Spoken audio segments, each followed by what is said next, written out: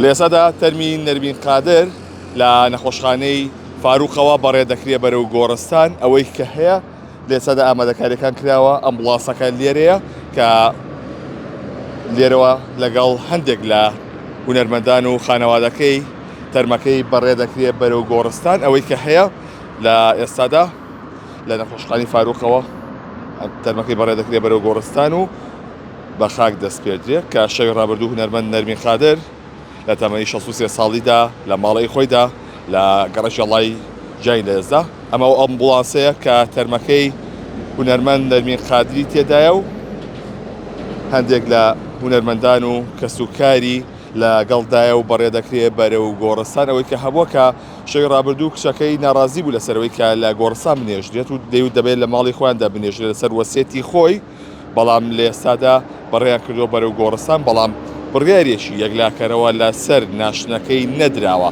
ئەوەی کە هەبوو هونەرمەند نەرمین قادر کە نەخۆشی شێرپەنجەی هەبوو کە لە 3 هەفتە لەمەوبەردا لە شاری بەغداد نەشتەرگەری بۆ مێشکی ئەنجام درابوو. بڕیار بوو کە لەم هەفتەیەدا جایی دیکە سەردانی پزیشکی بکاتەوە بۆی کە چارەسەری کۆتایی بکات بێ کە قسم لەگەڵ کچەکەی و لەگەڵ خۆشیان کردبوو لەو کاتەدا، بەڵام نەگەشت بۆی کە جایکی دیکە سەردانی شاری بەغداد بکاتەوە و لە ماڵەی خۆیدا دوێنێ ئێوارە کۆچی دوایی کردو. لە ئێستادا تەرمەکەی ڕەوانەی گۆڕستان کراوە لەگەڵ هەندێک لە هاوڕێیان و هونەرمەندان و کەسوکاری لە شاری پزیشکی فاروقەوە بەرەو گۆڕستان.